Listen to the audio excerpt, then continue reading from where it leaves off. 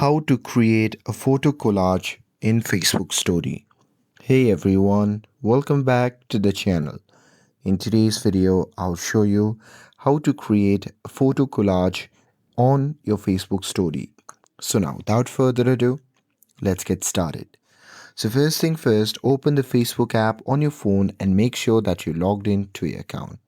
And now here, once you're inside the app, just at the top left side, you'll see the option that says create story. So simply tap on it. And now here, once you tap on that, it will take you to the page where you can select a photo and video for your story.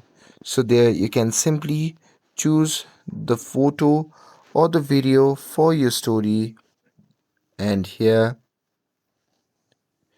before doing anything, at the top you can see the option labeled as collage. So there you can simply tap on it, and here once you have selected the collage, then you can keep adding the photos to add it on your story collage. And here once you have selected the images, just tap on next. And here once you do that, Facebook will create a photo collage for your story.